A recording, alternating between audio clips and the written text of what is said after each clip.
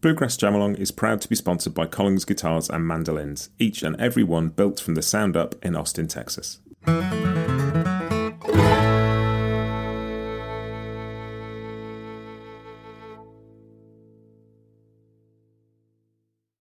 mean, when I think about playing with Tony Rice, it's like a firestorm, an intimate firestorm, washing over you, like a bath, but also burning all your skin off and replanting it with new skin that was much better.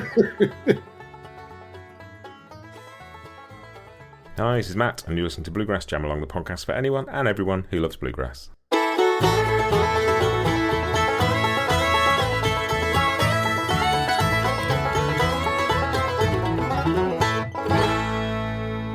Hey everybody, welcome back to another episode of Bluegrass Jam Along. This is episode 501 of Bluegrass Jam Along. If you were listening last week when I spoke to Trey Hensley about Flatt and Scruggs at Carnegie Hall, you'll have heard me mention this, and I didn't want to go into too much detail about it because I didn't want to kind of get in the way of the intro for that episode. It was such a cool conversation and I just wanted to get on and let you hear it. But I wanted to do something just to mark 500 episodes of this podcast because, feels like a lot, and it feels like an achievement, and it feels like a nice place just to pause for a second, celebrate a bit of stuff, say some thank yous, kind of just share some highlights as well. It's been an extraordinary experience getting to interview so many people, musical heroes of mine, some new people I've met, some people who've been on the podcast a few times. I want to celebrate some of that, and I want to thank some of them, and just to thank all of you who listen to this podcast, because you know it's a fun thing to do, and I love chatting to people who've listened and telling me what their favourite episode was, and just meeting people and hearing all of that stuff. But just want to take a moment to celebrate having got to 500 episodes, because it's just been a lot of fun. And the first thing is, if you're listening to this on Spotify, you will think there are not 500 episodes of this podcast. What on earth is he talking about? That's because this podcast started out 4.5 years ago as me playing backing tracks for people to jam along to, taking a fiddle tune a week.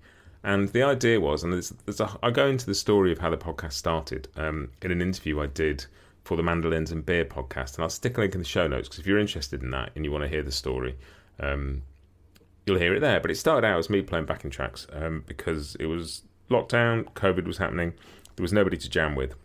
But also just felt like when you play a fiddle tune, there's loads of backing tracks for people playing chords for you to jam along with. But most of the time at a jam, you're playing backup, and there's nobody playing backing tracks of tunes for you to play backup to. So I started doing that and putting out track of me playing one, track of me playing the other, track of me mixing it up so we kind of jam backwards and forwards. And that was great. And that was a lot of fun. And that was a big part of those episodes. But they're not on Spotify because they've got some strange rules about using music in a podcast, and they don't like that I do that. So I can only put the interviews on Spotify. And that was a fun thing as well, just sort of going through the backing tracks, getting to the point of thinking, do you know, I think I'd like to interview some people. And I'd reached out to Marcel Ardowns from the Lessons with Marcel podcast and sort of said, look, when I get to that point, do you fancy coming on the podcast? And he said, yeah, sure. And we did that. But before that happened, I got a message from Jake Eddy, and we were in the same Bluegrass Guitar Facebook group. And he just said, look, I've got a new record coming out. Do you want to chat about it on your podcast? I know you don't do interviews, but do you fancy doing one? So I thought, yeah, why not? Great. So my first ever guest on Bluegrass Jam Along was Jake Eddy, talking about the record he had out at that point. And it was a lot of fun. I really, really like Jake. He's been on the podcast again a couple of times. I met him out at IBMA first time I went. And it was just a really fun way to kick things off. So then I did talk to Marcel, all about Lessons with Marcel and what he's learned, doing all those transcriptions and various things. And then my third guest was Bryan Sutton. And that was the 100th episode of the podcast. So as you can see, there's quite a lot of tunes out at that point. But that was like a real turning point. Just doing some of those interviews, and then interviewing somebody like Bryan Sutton and thinking, do you know what? I think I know what I'm doing here. I think I can do this. I'm asking some questions that I find interesting and getting some answers that I find interesting. So hopefully other people are going to be interested in this too. And that started a little process of Bryan becoming a bit of a friend of the podcast. He not only came back on to talk about Tony Rice when I talked about Tony, and come on to talk about Doc Watson. He's been back on the podcast a few times, and also he wrote and recorded the wonderful theme music you hear on this podcast. Totally at his suggestion, totally free. He just did it as a favour to me, and I'm eternally grateful, and it's fantastic. The only instrument he doesn't play on the theme tune is the fiddle, and that is Justin Moses, who was also one of the early guests on the podcast. And I'm going to play you some bits and pieces from some of those interviews.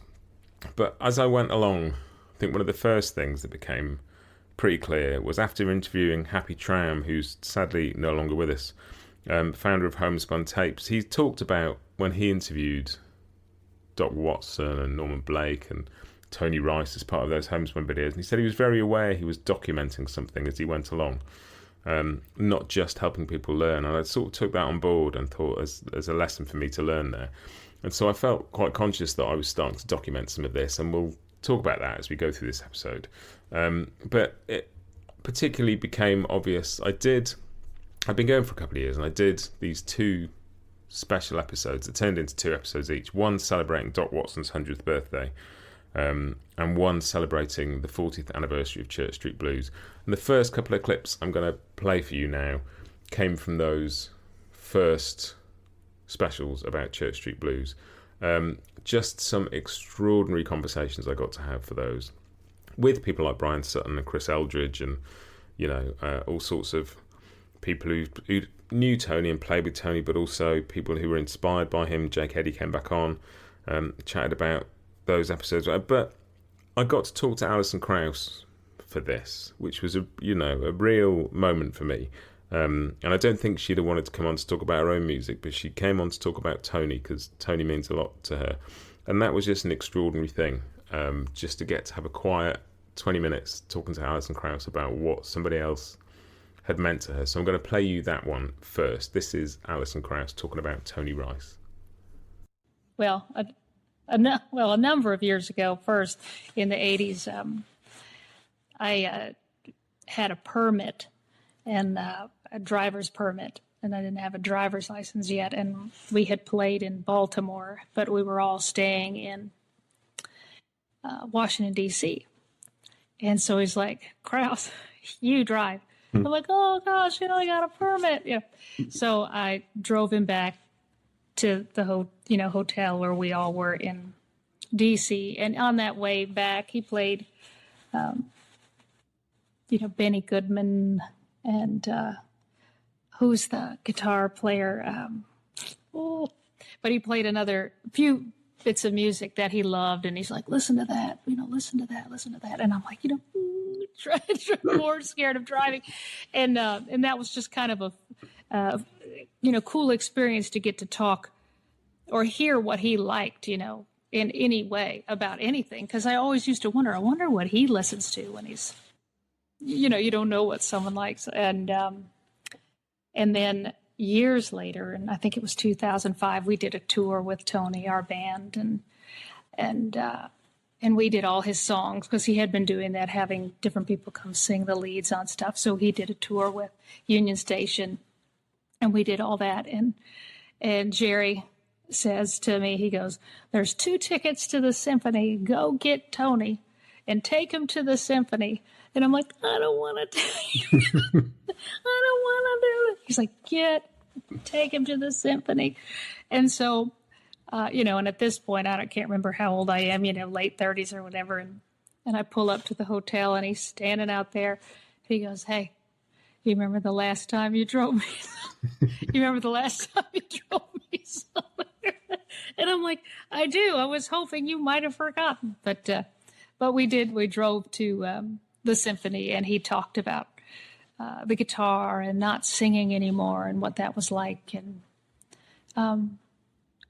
just that's probably the only, those 2 times, or the times I had any kind of private conversation where, he shared what he thought about playing and what he felt about what he heard, and just about his own things. It was really magical. I'll never forget those bits, because it was, a special time, even if it was for one time, maybe a little longer driving the car there, but another 10 minutes to the symphony. It was special to hear somebody you admire so much, even to say they like something. And while we were in at the Symphony Hall. It was Edgar Meyer and a really beautiful piano player. And there was one moment that they were playing, and I remember it was so stunning, I held my breath. Like, like it took my breath away. And at the same time, he goes, like this, and I went, oh my gosh, I like something at the same time. Whatever. It's silliness, but real. Was proud of myself for liking something at the same time. That's lovely. It was a moment. And with all of these clips, there's more of them in the original episode, so go and dig them out if you haven't heard them. But that was a treat. And then I also got to spend like a really special hour talking to Wyatt Rice about recording Church Street Blues with Tony, and how he felt about it and what it meant to him. And just to hear how that record was recorded, like how quickly it went, and just the details of and how young Wyatt was. I mean, it's an extraordinary record, but just to think it was his first time in the studio, really. And it's just one thing that has become one of the biggest joys is just getting to hear this stuff firsthand from people who were there when they made it. Some music, the people who made it aren't around anymore to talk about it. Some music, the people who made it are around, but they're just so inaccessible. And to get to sit and talk to Wyatt for an hour about Church Street Blues was glorious. And this is my favourite bit of that chat that we had. Here's Wyatt Rice. For Church Street Blues, we had already recorded, I know the songs that I recorded on the rhythm parts had already been done. I thought I was finished.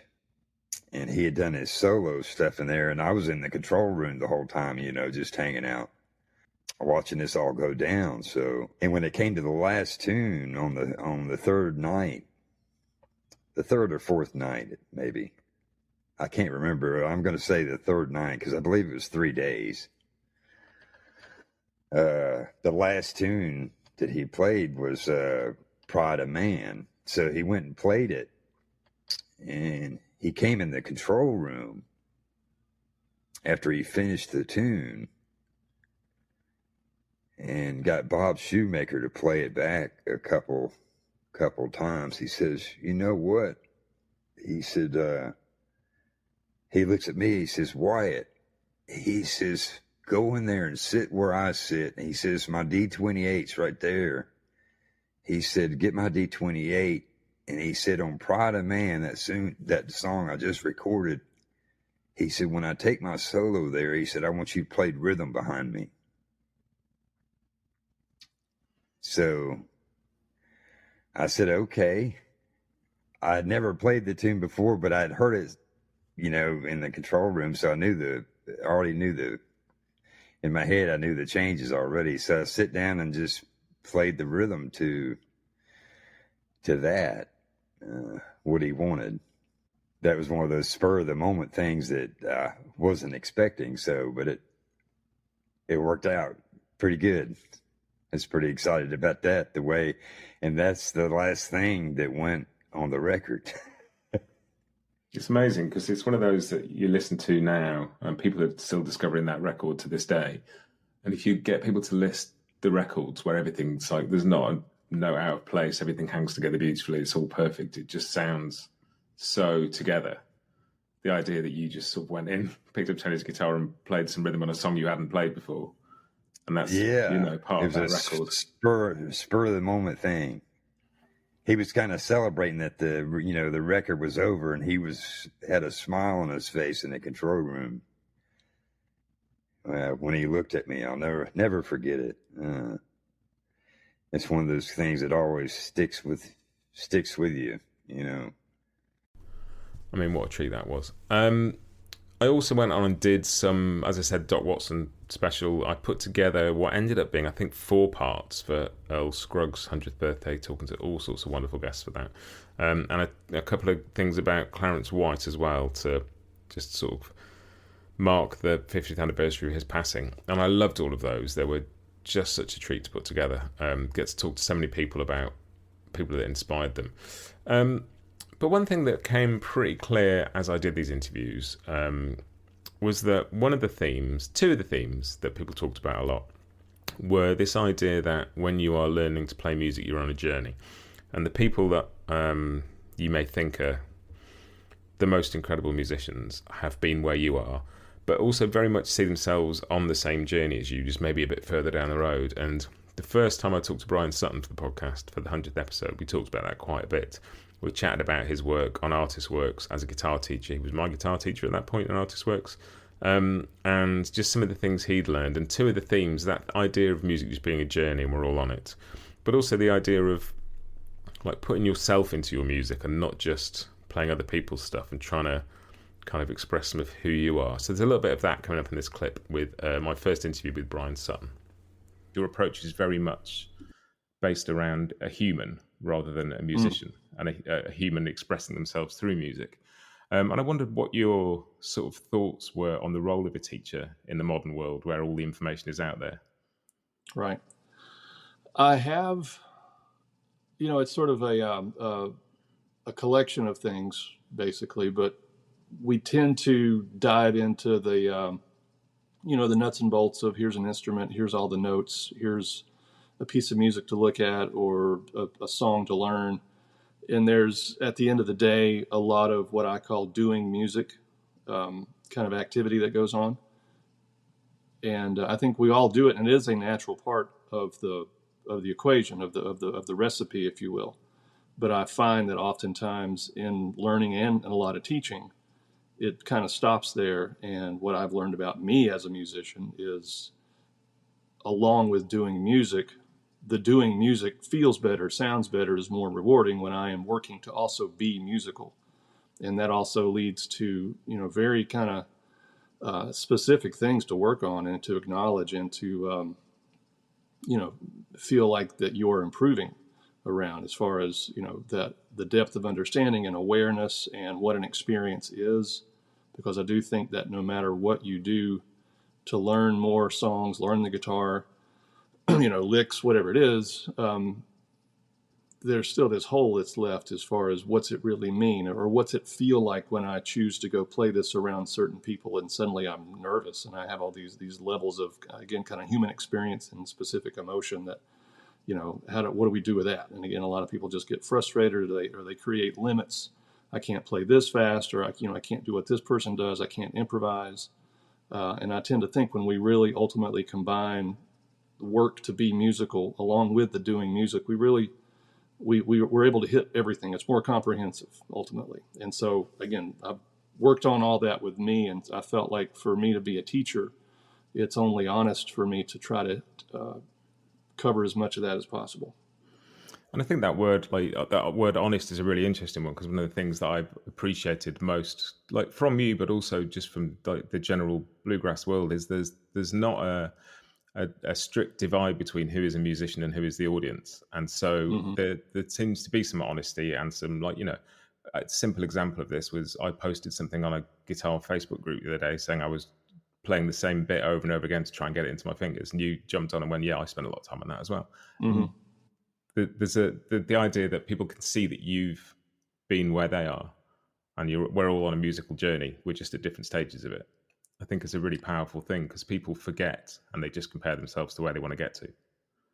Yeah, that's part of that common sort of limiting stopping place. We're just not quite understanding what everybody deals with, whether you're someone that's been doing something at a relatively high level for a lot of years, or somebody that picked up a guitar a month ago. Obviously, that's two different spots of the journey, but the technical parts of the journey and the human experience level are still very much the same.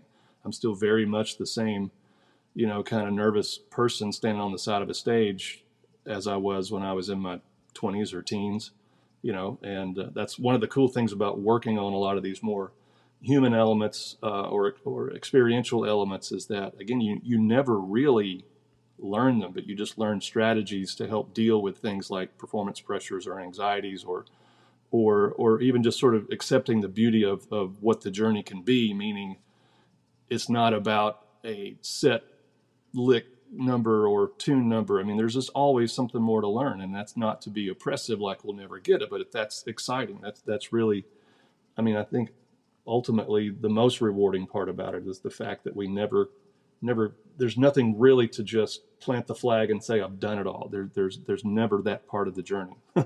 Yeah, totally. And I think it's easy for people in my position and people learning instruments to look at a player like you or I don't know, Chris Thiele or whoever and feel like that you've reached the destination, you're there, and you're kind of wandering around enjoying the view.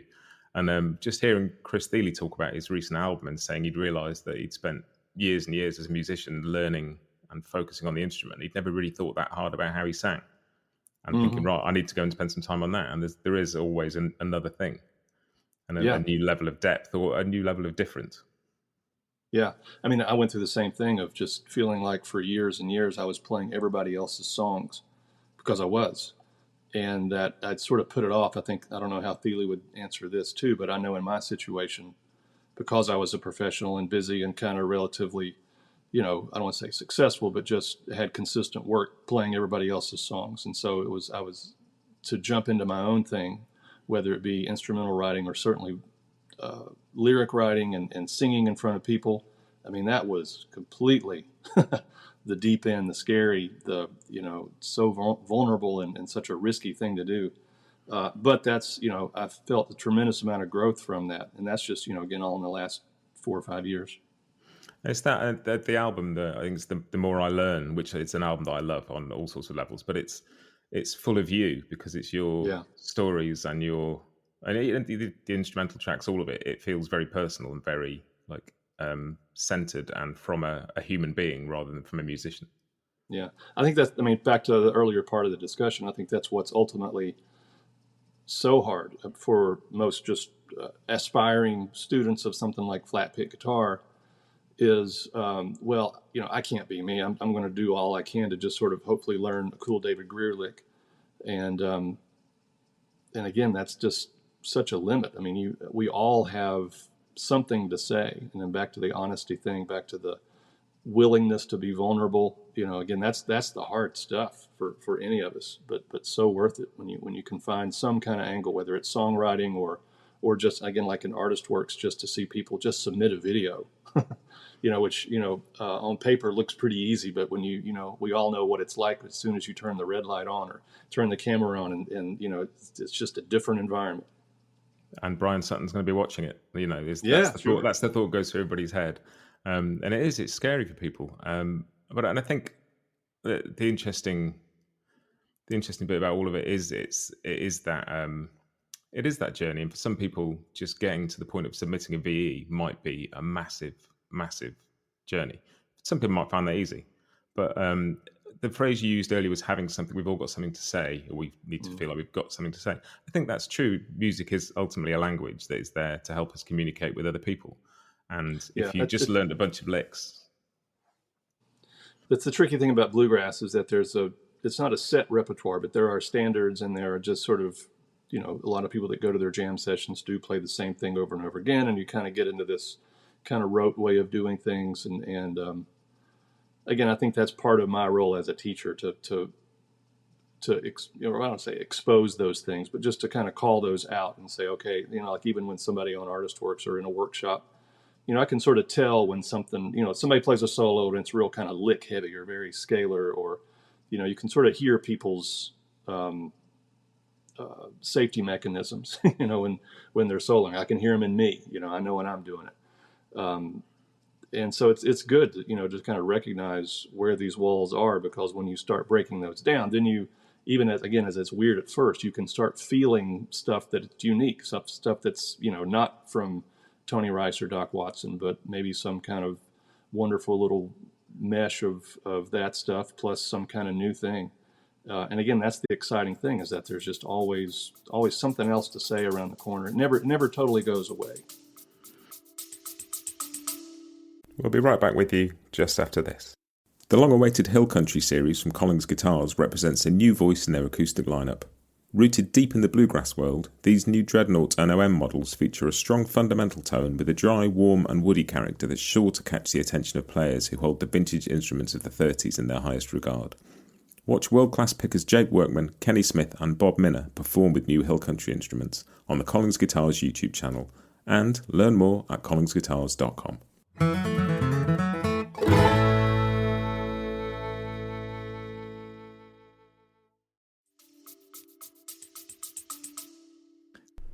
It's really cool. I've enjoyed listening back to all these interviews. There's so many more clips I could have played you, but it would have gone for hours. But that's one of my favourite bits from the interviews that I've done. Just those ideas that you can take and apply to your approach to playing music and practicing and all those things. But that theme of a journey sort of led on to an interest in other people's musical journeys. And some of my favourite interviews for Bluegrass Jam Along have come around the point of beginnings and endings of journeys. And the first bit of that was Gabe Witcher announced he was leaving Punch Brothers. And I'm an enormous fan of Punch Brothers and an enormous fan of Gabe's playing. And I was really interested to hear a bit about why, but also chat to him about his time with Punch Brothers and celebrate it a bit. And I just sent him a message and said, look, would you be prepared to talk to me about all of that? Just come and have a chat on the podcast about your time with Punch and why it's time to move. And he said, of course I will. And that was a glorious conversation. I think it was a couple of days after he'd done his final Telluride show with the band, and he just sat and talked to me about the things that he achieved, but feeling like he wanted to spend some more time with his kids before he ran out of time to spend with them as kids. And it was just a really beautiful chat about his journey. So here's a little section of Gabe Witcher talking about his time with Punch Brothers and the reason that came to an end. Personally, we're all as good of friends and getting along as well as we ever have. Musically, we're making the best music I think we've ever made and playing the best as an ensemble we've ever played. And I have my voice memo app is filled with starts of stuff that we've collected over the last 2 years, and really cool stuff. But there's also a whole life outside of that world that I have to consider now. And I have small children, I'm married, and it's really important to me to be able to create the stable environment that I had when I was young for my family. And, my kids they're going to be 9 and 6. Well, one turned 6 yesterday, actually. And the older one will be 9 in a month. And the idea that I'm halfway there raising him is crazy to me, because it feels like he was just born, and I just needed to put the brakes on stuff and change the way that I'm going about my life so that I can really have this time with them. It's going by so fast. For as crazy as the pandemic was, the shutdown was actually really eye-opening for me, because I've been performing since I was 4 years old, and I've been performing professionally since I was 6, and I started touring when I was 15, and I turned 45 a couple weeks ago. I've literally been doing it my whole life, and I've never thought twice about it, and I've just always been like forward, go, oh, here's this next thing, I'm going to do this next thing, I'm going to do this next thing. And for the first time in my life in the pandemic, I was like stationary. I didn't have anywhere to go. I didn't have anything to do except, wait this thing out and be with my family. And I was like, oh, this is an okay way to live. And I'm creating deep meaning for us here in our family life. And being back out on the road last year, I love playing music.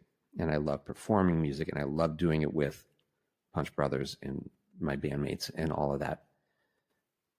But I was out there going, yeah, boy, this is really taking away from this thing that we were able to create at home. And that thing is finite, in that the kids will grow up and move away.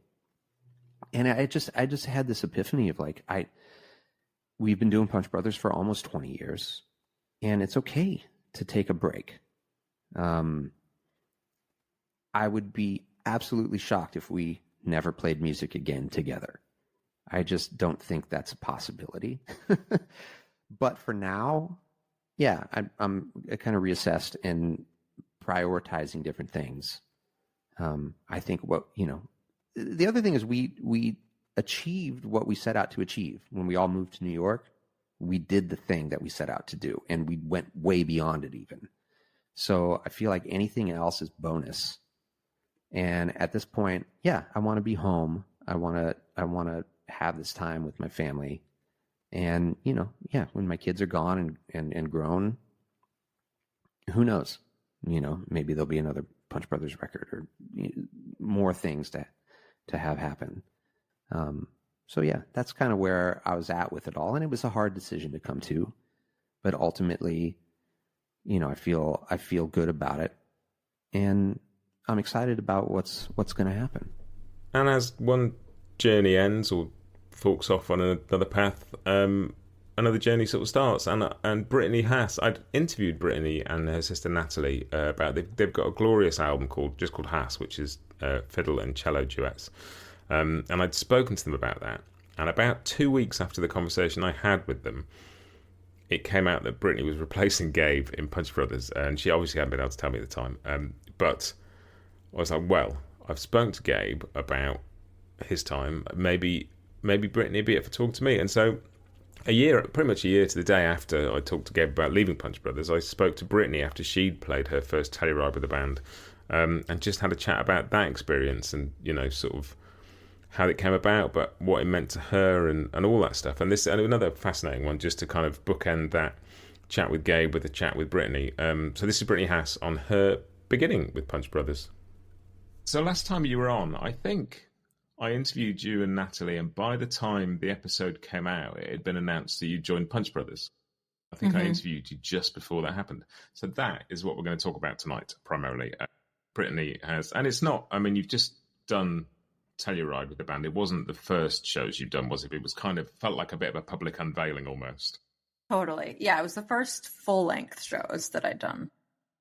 Because I interviewed Gabe about 3 days after his last Telluride show with the band this time last year to talk about kind of his reasons for moving on and, you know, kind of why. And so, like, we're pretty much exactly a year after I talked to him about going. I'm talking to you about arriving, which is really cool.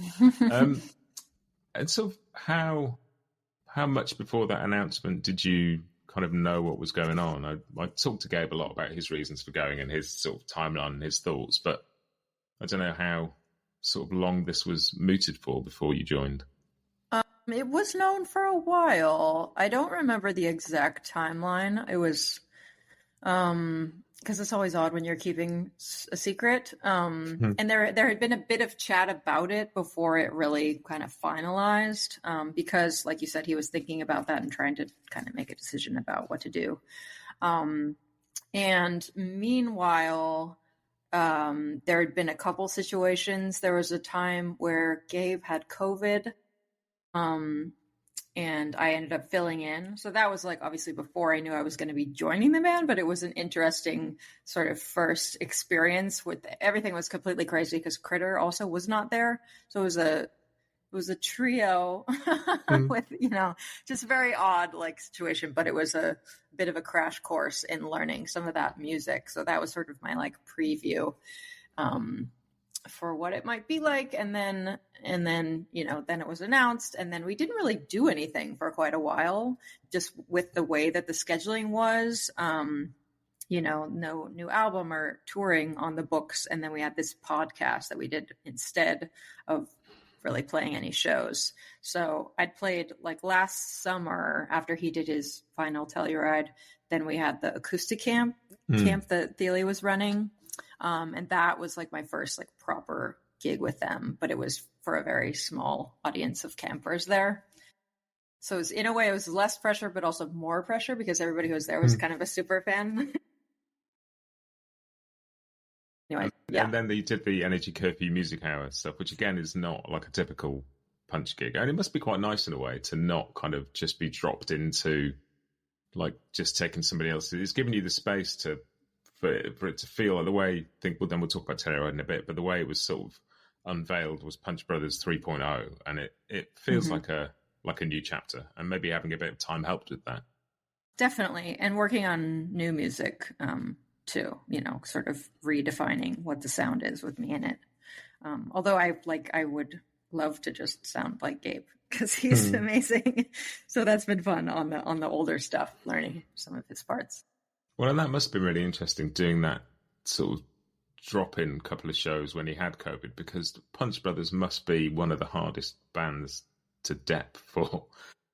And not many people have done it. So Bryan Sutton sat in a bit in the early days for Critter when he was still sort of finishing up stuff with the String Dusters. Mm-hmm. But it's not kind of just turn up, play the tunes. It's, you know, they're pretty complicated parts, aren't they, some of them? Mm-hmm. And at that point, it was very much cramming, and I did use some charts to remember what was happening. And then, so those Energy Curfew Music Hour, like for people who don't know, it's essentially a kind of live from here sort of format, isn't it? It's not just music, it's music and chat. And but those aren't out yet, so people don't know much about those. What can you tell us about that?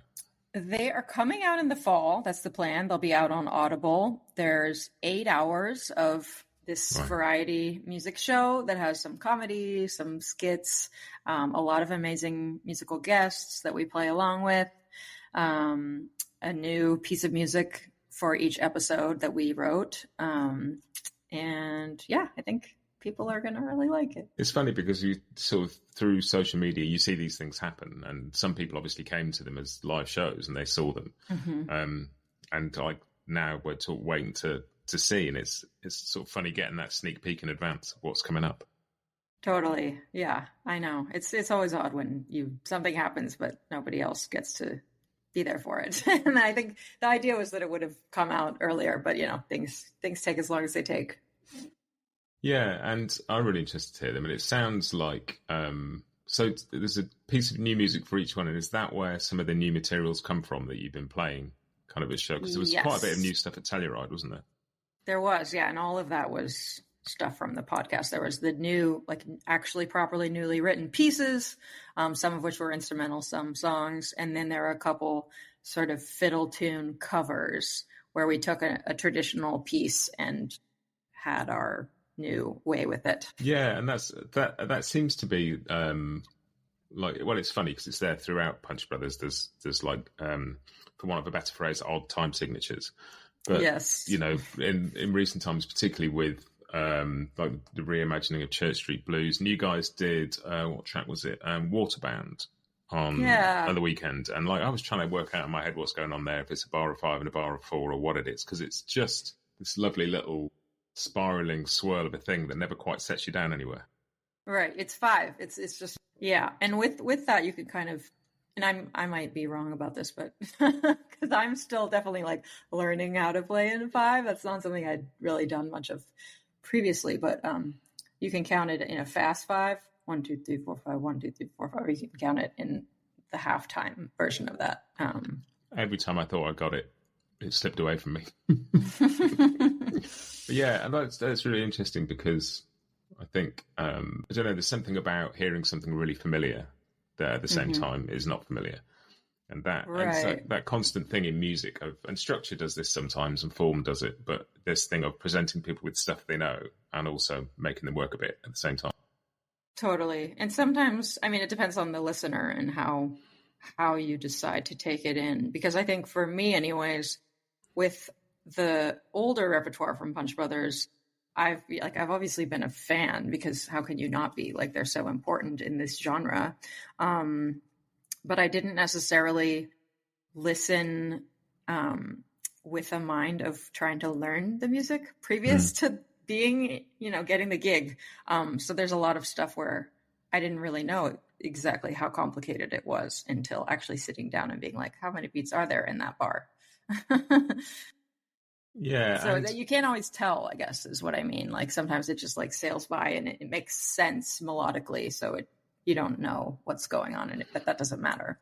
No, it's a funny one, isn't it? With music, like there is some very complicated stuff that is very complicated, but there's some very complicated stuff that your ear totally understands, even if you couldn't write it down or clap it. Or like my little boy's learning to play drums at the moment, and he understands syncopation.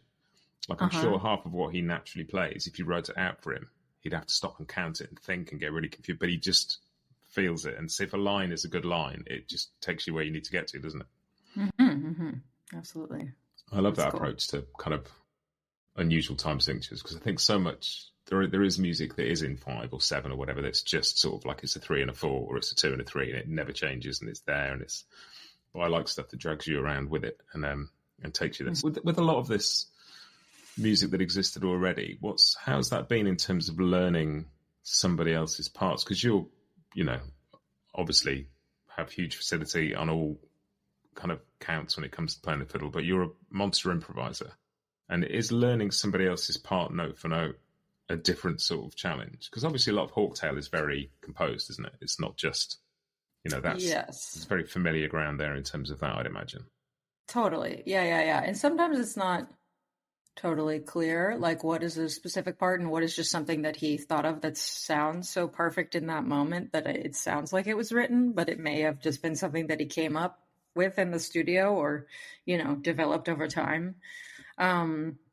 So there's been a bit of guesswork sometimes of deciding like when I do need to do something specific. And at other times it's very obvious, like this is the fiddle solo. So like do what you want with it. But like there's some gestures that he does that are now so kind of firmly in my mind and my body from like listening over and over to it that it's like, I'll just probably keep some of that because it's really great. Like the way a solo begins or something like that. And that sort of led on to some really interesting conversations. I kept my eye out for some interesting kind of points in people's journeys. And one of those was Jake Workman, who'd spent years playing with Ricky Skaggs and Kentucky Thunder. And when he announced he was leaving that band, I wanted to talk to him, and he very kindly said yes. And I had a really interesting chat with Jake Workman. Lovely guy, incredible picker. Really interesting to talk to him about that journey he'd been on with Ricky and what was next for him and all of that. And also Jason Carter had spent 33 years with the Del McCoury Band. Extraordinary kind of tenure in that band, and what a band and what a sound. And so when he announced he was leaving Del McCoury Band and the Traveling McCourys to sort of push his solo career, but I was really keen to speak to him. And again, one of the things about this music is it's accessible and people are willing to talk and keen to just share stuff. And I messaged him, he said yes. And so I chatted to Jason Carter, and that was glorious. And what a sort of start to his sort of real solo career focus he's having with the record with Michael Cleveland and the awards they're winning. And so that was fun. But the other thing I realised after doing the Tony and Doc and Clarence and Earl stuff is that I really enjoyed talking to people about other people's music, particularly that conversation I had with Alison Krauss. Just really solidified this idea that you get a different kind of conversation from somebody talking about music that's not theirs, but they love and they're inspired by. And I just randomly heard an interview with Chris Eldridge, who'd been on the podcast before, talking about Doc and talking about Tony and talking about his own stuff. And he mentioned that when he was in String Dusters, they'd done a gig for Halloween where they'd covered the whole of Bela Fleck's Drive record. And obviously he's in Punch Brothers, who covered the whole of Church Street Blues. And I thought, well, we've talked about Church Street Blues, fine. Drive is such a classic record. Why don't I see if he's up for talking about that? And so I got hold of him, and he came on, and we talked about Drive and about that record and what it meant to him. And it was just great to spend an hour celebrating an album I love, an album he loves, an album I know loads of you love, from that perspective. So here's just a little bit of me chatting to Chris Eldridge about Bela Fleck's Drive. The first time I ever heard Drive, Lou Reed from the Seldom Scene, Bluegrass Lou Reed, Lou Reed Pirtle, played that record for me when I was probably, I don't know, maybe 12 or 13 years old. So at this point, I had, in my own journey, I grew up in a musical household. I'd kind of fallen in love with electric guitar when I was, 10 or 11 or so. I was really into that world, into Eric Johnson. That was my guy. But I love the Allman Brothers, all this stuff, all this electric guitar music. I started getting into more sophisticated music, harmonically sophisticated music, and the bluegrass, the kind of string band stuff that had some more harmonic sophistication started creeping in, like the David Grisman Quintet. And my mom, we grew up listening to tons of Tony Rice music.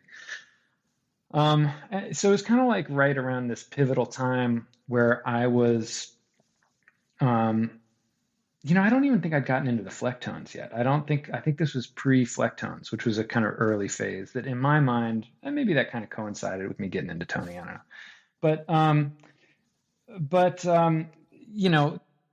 Lou Reed played this record for me right when I was kind of getting into it. He taught me fish scale on the guitar. And so Lou'd kind of become my, he would show me cool things because he could tell I liked that kind of stuff. And we were riding up to the Gettysburg Bluegrass Festival. Lou was staying at the house in Virginia, and he lived in North Carolina at the time. And we were driving up to the Gettysburg Festival, and he said, you know what, you need to hear this. You got to hear this one Tony Rice solo. And he put on the guitar solo from The Legend. He just played that track, The Legend, which is one of the most delightful. That's one of my favorite Tony Rice solos ever. I mean, it kind of just is cruising. It kind of just glides and it's cruising and it's sort of unhinged. It's that, the one I'm talking about? Yeah. And it ends with this cool thing where he slides these fourths up 2 frets.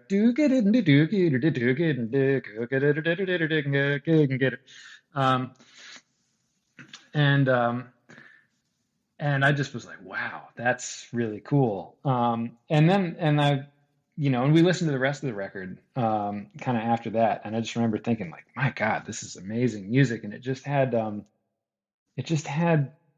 there was so much energy. It's like a power plant, like a bluegrass power plant of music on that record. So anyway, that's when I was kind of introduced to it.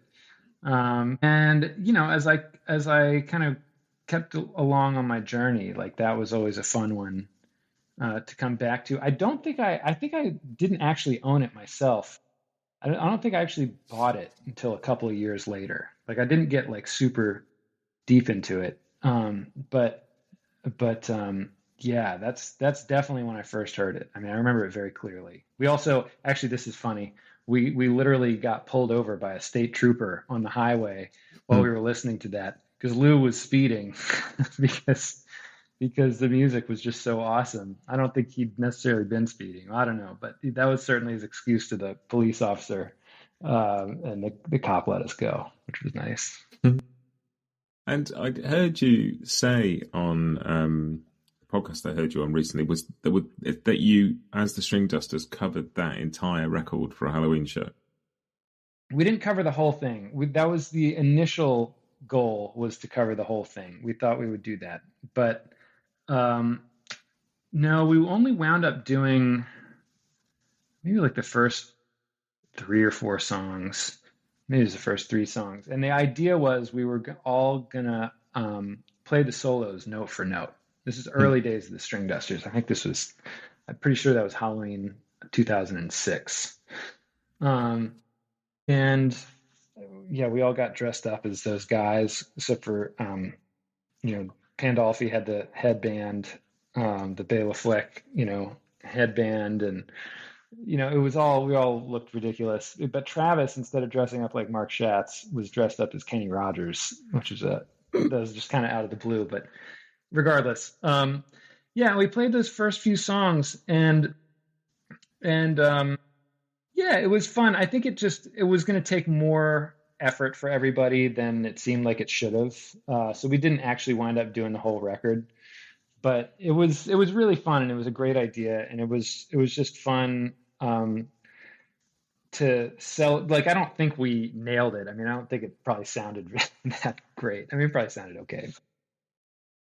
But it was just it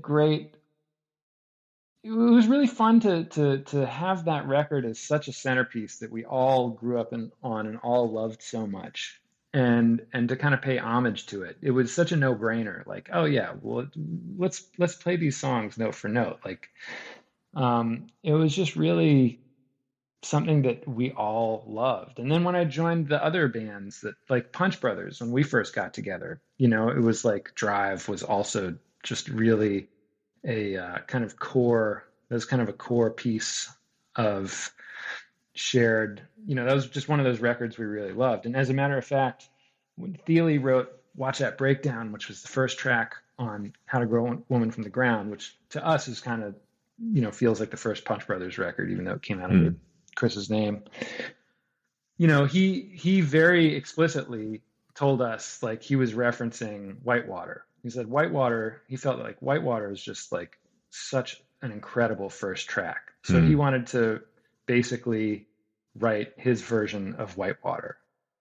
And so that's kind of what Watch That Breakdown is very much referencing is Whitewater, even if it doesn't necessarily sound the same. I mean, I guess they're in the same key, sort of. But yeah, it was a real touchstone for all of us. And that was such a fun conversation. I love talking to Critter about anything, but he's great talking about that kind of stuff. And it led me on to doing some other episodes in a similar vein. I did an episode with Tim Stafford on J.D. Crowe and the New South's 0044 record. Talked to Bob Minner about Norman Blake's Whiskey Before Breakfast record, and I've got some more of these coming up in the new year. They're great fun to do. I'll let you know more about those as and when. I also had Bryan Sutton back on the podcast. I was out at IBMA in 2024 when Hurricane Helene hit, and thankfully didn't hit IBMA. Its stuff was closed down for a bit, but it hit, not too far away and with devastating effects. And I sort of thought I'd gained so much from being part of this community of musicians, and so many of those musicians and the people who listen to it and the people involved in bluegrass music were just knocked flat by that, and I wanted to do something to help. I said to Bryan, would you, if I put an episode together where I just crowdsource some questions from listeners, would you come on and answer them? And we'll get people to donate some money towards, the appeal to help. We'll give it to the IBMA Trust Fund. That was Bryan's idea. He suggested we give it to them. And so we put an episode together, and we just chatted a bit about the questions people had put forward, and a little bit about, the kind of horrendous effects of the hurricane and what that region means to Bryan, because it's an area that is very close to his heart. And that was a glorious thing to do. We raised some money for the IBMA Trust Fund, and that was wonderful. Here's a little bit of that chat, because it was a really meaningful part of this journey for me as well. Well, seeing as you mentioned Millfest, and you mentioned Doc a few minutes ago as well, Claire Armbruster has asked, has said, can you tell us about your relationship with Doc Watson, how you discovered him and later got to meet him? And obviously talking about, what we're talking about tonight, I think for me, one of the most sort of moving images of all of the hurricane after effects, like all the kind of down bridges and landslides and all of that, but just seeing that statue of Doc in Boone as the sort of water cascaded past down the streets was, I think for a lot of people, was a really emotive moment. So it'd be lovely if you could talk to us a little bit about Doc. Yeah, wow. Well, I got to see him play a few times. My parents would take me where he would be playing live in our area around Western North Carolina. Never necessarily in downtown Asheville, but there was another community just west of there called Maggie Valley. We saw him there, and then there was a festival, kind of more of a smaller family-run festival in Union Grove, North Carolina, and I saw him there a few times. That was the first time I actually got to shake his hand. But got to form more of a relationship with him once I joined the Ricky Skaggs Band in the mid-1990s, and would see him at Merlefest or would see him out on the road. But, it's one of those things where, I'm 20-something years old and he's Doc Watson, and I was always nervous around him and never really felt like that I got a chance to just really say much other than just nice to see you. And maybe he doesn't know my name, maybe he does. But again, as I started, even after the Skaggs Band, still being around Merlefest more as a artist or there with Hot Rise or Tim O'Brien or some other musical iteration to one degree or another, and hanging out there for multiple days, then I would, little by little get to just know him more and more. And again, where he knew my name, knew me, knew my playing. And, I never really got to have like a long, drawn-out conversation with him, but the recording that we did for the duets record that I put out almost 20 years ago, that was a really great moment of just getting to hang with him, because we sat there for, a couple of hours and had dinner the night before with my dad and Jack Lawrence and his grandson, Richard. And, so I felt like I got to, through all that time, formulate a connection just outside of here's another guitar player. And that was, when I look back at all the, music is one thing, but the person that he was, and just feeling like I got to know a little more of that. You know, and that's the thing I like to say about him, is that he did present this grandfatherly, kind front porch, you know, aesthetic from the stage, and that was very true. But he was, you know, as human as anybody, would get mad and was fiery, and you know, you're not necessarily going to see that on the stage, but just really, you know, principled. I remember one of the first times I did see him at that little festival, like he wasn't going to play a note of music until the sound was right. And, you know, it took him a while. And when I look back at that, it's just, I appreciate that. Like he wasn't willing to do anything that wasn't going to be as absolutely as pro or as high level as it could be. And I appreciate that so much about him. And just as I've worked with other people like T. Michael Coleman or Jack Lawrence or David Holt that have additional stories of you know, long drives with Doc and things he would say. And he, you know, just got to sort of put any of those pieces together that that I might have missed, but still have again, I feel like I got to know him through those interactions. And so I cherish all that. Beyond just the music that I got to play with him or, you know, times on stage or whatever it may be. That's really cool. And it's funny hearing you talk about kind of that level of sort of taking what he did seriously and having that sense of what the right way to do things. The flip side of that is I remember you saying about the phone call you had with him when you discovered you'd won a Grammy for that track, and his kind of how right. kind of lighthearted his response to it was, you know. I think yeah, we fooled him again. So, you know, there's a beautiful thing about that, about, you know, the sort of hard and fast, no, this has to be done right. And at the same time, holding it all very lightly once it's been done. It's a beautiful combination. Yeah, it's moving on. It's that sort of personality trait where, yeah, we'll celebrate the win, but we're not going to allow ourselves to get too haughty about this or, you know, define too much of ourselves based on, you know, somebody else saying, okay, this is good, we'll give you a trophy. So there was that self-effacing, but also like, yeah, that was fun, let's move on. And another interesting thing, one of my favourite interviews, one of my favourite musicians, Sara Jarosz, talking to people about their new records is a lot of fun. Talking to people about other people's records is a lot of fun. But talking to somebody about a record of their own that is not new is also a different kind of fun. And it's interesting because they've had a bit of time with the record, I've had a bit of time with the record, and it's a different... I've deepened my sort of connection with it, and maybe they've put some stuff out in the meantime.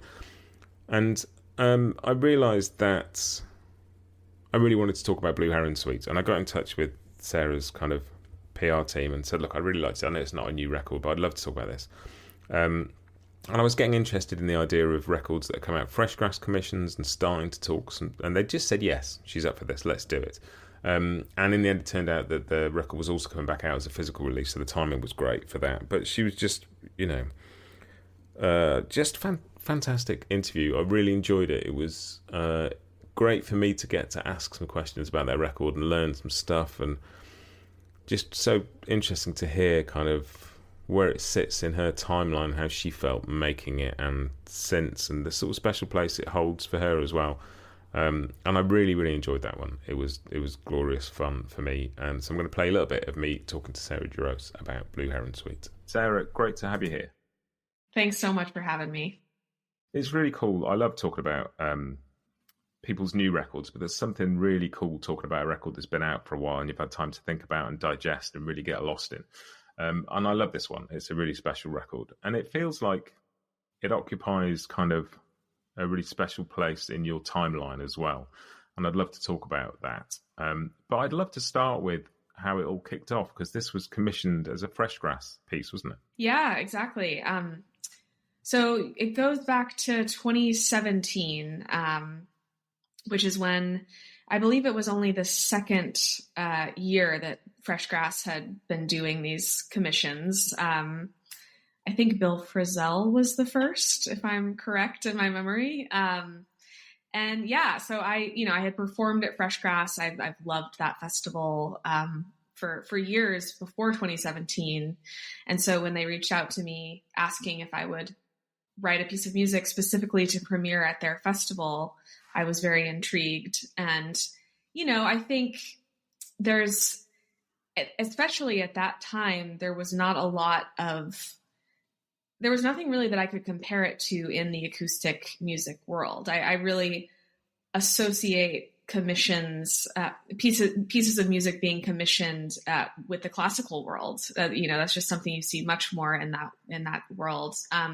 So I thought it was really cool that they were doing this in the first place, and I was honored that they asked me to do it. And so, it being 2017, their only real rule when they reached out to me was the piece of music needs to be between 30 and 45 minutes in length. And that they said you can do anything with that amount of time, but it needs to be this amount. And, so hearing that, I knew that it was going to be a substantial undertaking, because that's like the length of most albums. And so it wasn't just writing a song or writing even a 10-minute little piece. It was really writing I knew that it was going to be a major commitment. But at that time, my mom had just been diagnosed with breast cancer a few months prior to them asking me to do this. And, initially when they asked, I was feeling very overwhelmed with all of that going on. But then I kind of thought about it, and I realized that, what better way to sort of pour all of that emotion than maybe that could be the sort of inspiration for that. And then I kind of zeroed in on this image of the great blue heron, which we can get into more as we go along. But that really became the sort of guiding force behind writing this piece. And did that sort of image come before any of the music? Was that sort of a thing that arrived as like an idea almost? Totally. Yeah. I think, when my mom was first diagnosed and started doing the intense chemo and all that, I was also I was very busy touring at the time. So I was being with her as much as I could, but I wasn't able to be there for a lot of that. Thankfully, my dad was there with her. But I started thinking about the blue heron because I grew up in Texas. I grew up in a tiny town called Wimberley, which is south of Boston in the hill country. But ever since I was a baby, my parents were both school teachers. And so because of that, they had the summers off. And ever since I was a baby, we would drive down 3 hours to a little town called Port Aransas, which is near Corpus Christi on the Gulf Coast of Texas. And I have one of my strongest memories for my whole life is seeing great blue herons there and oftentimes they're alone. They're not birds that sort of flock together. It would be a solitary bird, either flying or standing on the shore. And for as long as I can remember, whenever my mom would see one, she would say that it was a good omen and that it was a good sign and that something good would happen that day and that it was watching over me or watching over us. And so, when she was going through this tough time, I came back around to that memory. And particularly when I couldn't be with her through that, if I saw one out in the world, it was like, oh, okay. I feel comforted. I feel a little more hope today. Like she's going to get through this. And so that really, and then obviously just the color blue, like blue has always been my favorite color. It's so many songs utilize the word blue. And so that also sort of naturally felt like it was something that there was just so much imagery once I realized that was the single image that was going to be the inspiration behind the piece. Just all these images started flooding, into my brain, and really the whole thing just kind of took off from there. It's really interesting just hearing you talk about that, because it feels like, and it's interesting as a listener, because experiencing Blue Heron Suite when it came out versus where it sort of sits in your creative, it came out at a very different point to when you were putting it together. But it feels like a record that is full of imagery. The lyrics are maybe, is it fair to say, a little bit less sort of like confessional than on Undercurrent, and it's a movement towards more kind of image-based lyrics and slightly less direct. And the music as well is much more Like it is texture and color in sound. It's, and so I find that fascinating to hear that just it was an image that kicked it all off, really, because that makes total sense when you listen to it. And was there a first sort of either lyrical piece of music that this grew from? Did something come first, or were there several things you were working on at the beginning? It's hard to remember what exactly came first, because I was really writing it in these little vignettes, and it took a while for me to even realize that it was a suite or a song cycle that I wanted to create. Because initially I kind of was just writing because I'm a songwriter, I was kind of just writing in my normal song way. And so now that I say that, what probably happened was the two sort of most song-like, or there's really the three most song-like songs on the record are Morning, Painted Blue, which is kind of in the middle, and then Blue Heron at the very end. And so I feel like maybe those three were the anchors. And then I kind of started having these little smaller ideas, and I realized, this has to be listened to as a full piece. And then it was just kind of flushing out those ideas and figuring out how they fit together in terms of creating this. I wanted to sort of create to have the music mimic the emotional roller coaster of hearing that type of news, or just even any difficult thing that someone might go through with a loved one. Kind of, the moments of desperation, and then kind of the chaotic moments where you feel like life is just getting away from you, and then the overwhelming moments, and then kind of the calmer, introspective, where things you kind of feel like you have more perspective on the situation. And so it was figuring out how to sort of piece those things together to create those feelings. Yeah, and that's fascinating because the first track, like Mama, is very isolated and vulnerable and alone, which is like presumably how you feel when you first try and process something. You kind of do it on your own before you kind of look to other people. And it does come full circle to this, that Blue Heron's got a real sort of settled kind of confidence about it, that you feel like you've arrived at the point of a journey when you get to that song. So it's really interesting to hear you talk about that. But there are threads, kind of both lyrical and sort of musically thematic, and just sound through, like almost like textural threads that run through. It's maybe the most kind of complete of the Fresh Grass commissions I've heard in terms of everything being woven through it. And lots of people put songs together that tell a story or take you on an arc or have a 3-movement concerto or whatever. But this feels like it's much more inseparable from each other. And I know you play some of the songs on their own. They make total sense as songs, but there's something about hearing them all together.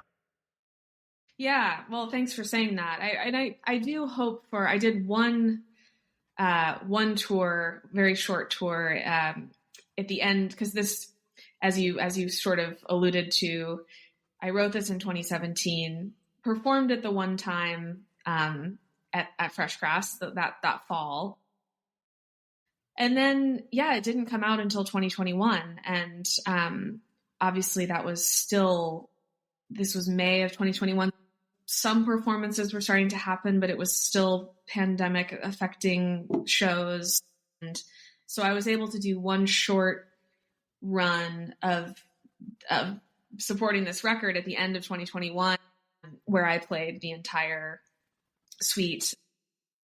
And I do hope, I think the cool thing about this music is that I think I'll always be able to, even if I'm kind of supporting a newer record or something, this music will always, in a way, it's the most personal thing I've written, and it'll always have a special place for me. And then obviously so many people reaching out to me saying that it's helped them through a hard time. And so my hope is that maybe throughout my life, I can kind of come back to this, return to this music, and hopefully perform it live more as a whole. Because as you said, it really is, that was the intent behind the writing. It really is meant to be heard that way. And a couple more bits for you. One of them is Sara's bandmate, Sara Watkins, who is part of I'm With Her. Obviously was part of Nickel Creek, has a wonderful solo career of her own. And I just fell in love with the new I'm With Her record, Wild and Clear and Blue. And I really wanted to talk to them about it. I talked to Sara before, obviously, Sara Jarosz. And I got in touch with their people and they said, yep, Sara Watkins is around and she's up for it. And luckily for me, it sat in that great bit between I hadn't just got the record and felt like I had to get to know it really quickly to ask some questions. I'd had it for a couple of months and it really sort of settled with me and I'd fallen in love with it and I had a very deep sort of connection with that record. So to get to sit and talk to her about that was beautiful. And it was a funny one because I think, I don't know, but felt like she was a little bit flustered and she'd just been busy and, made time to do this interview but it settled very quickly into a really lovely conversation and just ended up with her just sort of sitting on the floor in a room in her house with a phone in her hand, just chatting to me about this record that I love so much. And it was one of the most wonderful experiences out of many wonderful experiences I've had on this podcast. I've listened to it a few times since, just kind of as a fan, if that doesn't sound weird, because when you're caught up in doing these things and you're editing and you're thinking of questions and all that stuff, you're utterly present, but you're also not listening in the way that you would otherwise. And so just gone back and listened to it again, and just a fascinating conversation, which I take very little of the credit for. She's just a wonderful conversationalist and a deep thinker and a great songwriter and performer and all those things. So here is Sara Watkins talking about I'm With Hers, Wild and Clear and Blue. And I was going to ask you about sort of writing and kind of developing your voice, because I was doing some prep for this interview and was sort of looking back through the Nickel Creek sort of CD liner notes and stuff, and you didn't have a song on a Nickel Creek record until the third album, and you had two people who were such prolific writers in that band. And then I thought, well, maybe you came to writing a bit later, and then I realised that actually, because you were so young when you started Nickel Creek, you probably came to writing at the same point everybody else did. You'd had about 4 albums out by that time. I was really intimidated by writing. I was much later to it than my bandmates, for sure. The thing that got me into, I tried. I was a little bit scared of. I think I was just shy, and I don't think I felt like I had really anything to say that was unique to me, worth saying. I think I was just like, I don't know anything. I'm 17. What am I going to write about? The dumb stuff that's going on in my life. I really did not feel that I also don't come from a chatty family, so there's a little bit of that is built into the culture that I grew up in. But and probably also being the only girl in a band full of with my brothers. I was just not really into it until I was touring with our friend. We were touring with our friend Glenn Phillips, who's a great songwriter. He's in this band called Toad the Wet Sprocket, which had a huge impact on Nickel Creek. And he was singing about things that it really helped broaden our songwriter perspective. We had listened to a lot of bluegrass and a lot of bluegrass adjacent stuff. And then Toad the Wet Sprocket and kind of blew our ears open to other rock and pop stuff that was happening in the mid 90s. And we got to travel with Glenn, and he's become a dear friend. And he introduced us to the songwriting game that a lot of people do, which is just you pick a title. Everyone has to write a song by this title. There's a deadline. It doesn't have to be good. It just has to be done. And I found it so freeing. And it really opened me up, because all of a sudden I didn't have to put that pressure on myself. And there would be some impossibly quirky title that nobody could write a good song to. And that wasn't the point. The point was just to write. And so I started writing, and that truly was the thing that broke me open and made me think, taught me just to kind of start the motion forward. And it didn't matter if I wasn't saying something profound in a way that nobody else had thought of it before. I could just write a song, and if nothing else, it was an exercise. And so the first song that I ever wrote that was Anthony, which is a little silly song on a Nickel Creek record. And then I started writing a little bit more when I was doing my solo projects. And it's become a really it's something I don't think I'll ever stop doing. I don't write every day or even close to it, but it's something that really helps me. I find that when I am going through a big change in life, it's a really good way for me to process and work through things, and also just kind of keep that forward motion going inside myself. And even if things don't get performed ever, it's just a nice little gear to keep going inside myself. Well, that's a really interesting point about because you sort of saying about, well, what have I got to write about that's profound? And I'm not a songwriter, but I've written quite a bit of short fiction. And you sort of realise that the worst kinds of songs and the worst kind of fiction is when people have got a very clear idea what they want to tell you and then they just tell it to you.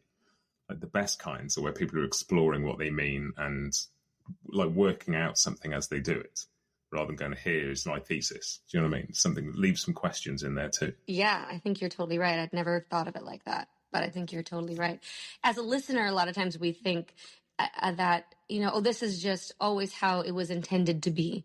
And the artist just did it. You see a sculpture and you think like, oh, this is, there was a vision and it was executed. And, or in a painting, like there was a vision and they did it exactly as they intended. And isn't it beautiful?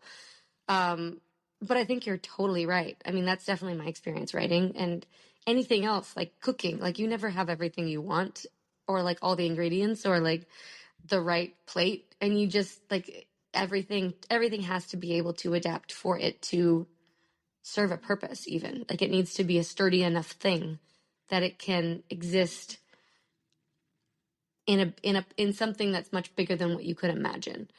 I think that's totally true. I think that's, and I'm going to take that with me as I start writing more and more. That's a good thing for me to keep in mind. Thank you for that.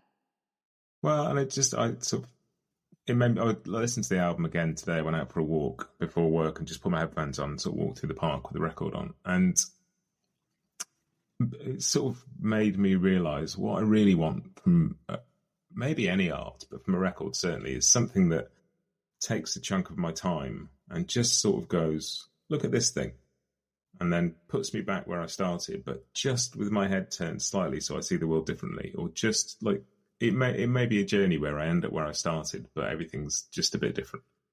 And the journey for me of this record, and this is entirely for me, other people may feel entirely differently, but there's something about Ancient Light and the beautiful first brushstroke on the drum that sounds like a breath being taken, like a and that Ancient Light feels like a sort of an arrival, and I'm waiting for them to get here, and when they get here it's all going to be brilliant, and it's going to be like, I can't wait for this to dive into this.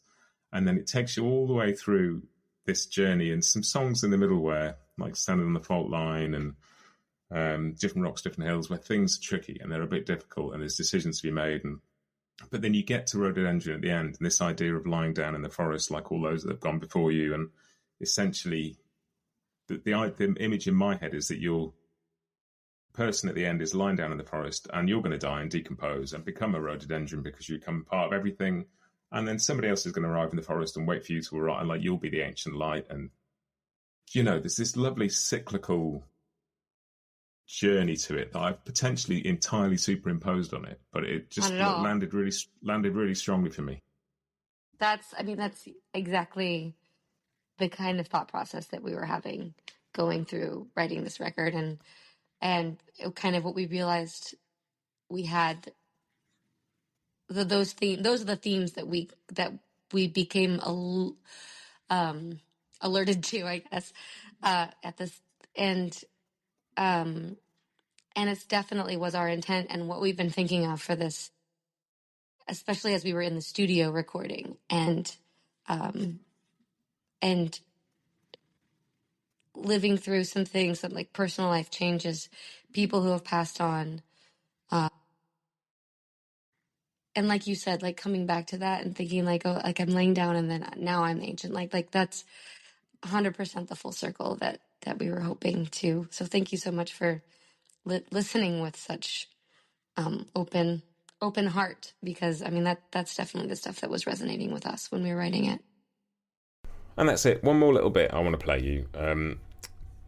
Somebody who has been a real friend to this podcast, and to me a bit of a mentor really in the end, is Mike Marshall. He did one of the earliest interviews I've done, but I've gone on to talk to him about Into the Cauldron, and he's been on to talk about other stuff, and I've had conversations with him aside from the podcast about some ideas I'm working on, and he's been a really, really cool person to get to know, and I very much appreciate the time he's taken to talk to me. And I'm going to play you a little clip of him talking about Tony Rice in a minute, because it is maybe the single most wonderful snippet of anybody talking about anybody that I've heard in this podcast so far, and I'm going to play you that in a minute. But I first just want to thank a few people. I want to thank Nully and Joe and the guys at Collings who've sponsored this podcast for quite some time now, and have been a joy to deal with and been really supportive. I've hung out with them at IBMA. They are lovely, lovely people doing good work, and thank you guys. It's been great. I feel like I've been working with you rather than you've been sponsoring the podcast. It feels like we feel like a team. I know that sounds a bit weird, but we do, and I'm very grateful for that. I want to thank Mike Marshall, Daryl Anger, Bryan Sutton, also been a big friend to this podcast. Chris Eldridge has, Tony Trishka has been very kind, Tim O'Brien, Becky Buller, Christina Gaddy, so many people. Some of my guests who've been on multiple times. Sierra Hull has been on 3 times. I've got to talk to Tim Stafford many times, Tim O'Brien, Brittny Haas has been on more than once, Jared Walker, Tristan Scroggins, Bronwyn Keith Hines. I could be here forever naming people who've been incredibly kind to this podcast. I will leave you with one of my very favourite bits. It's Mike Marshall talking about Tony Rice. Thank you for listening to as many of those 500 episodes you've listened to. There's more coming. I'm not done yet. It's been a glorious journey. Thanks for listening. Here is Mike Marshall. When I think about the 100 people that I studied from them through the practice of playing with them, and they taught me, and you just have to be aware of what's going on around you, and it'll come in. And you can't, I think there's certain parts that you can't get any other way. I was talking to Kat about it because she talks a lot in her lessons to her students. She said, man, my voice is gone. I've been talking for 8 hours. I'm like, Kat, why do you talk so much? I learned so much from you because we played together. Why don't you just play with these kids? And just yesterday she came back. She said, wow, I was playing with so-and-so student. And she just, in the course of the hour, she just got so much better, and it was so much fun. And these little bits of information, you just can't, you can talk and talk and talk and talk. And the student says, yeah, okay, I'll try it. That don't do it. Yeah. Get out your instruments, play. And when I think about playing with Tony Rice, shit, man. It was just like it's like a firestorm, an intimate firestorm washing over you, like a bath, but also burning all your skin off and replanting it with new skin that was much better. Wow. I don't know. You just can't get that. And he got it from JD, who got it from Bill, who got it from Jimmy Martin, who got it from Bill Monroe. And, so that lineage of apprenticeship is, that's just real. That's real stuff.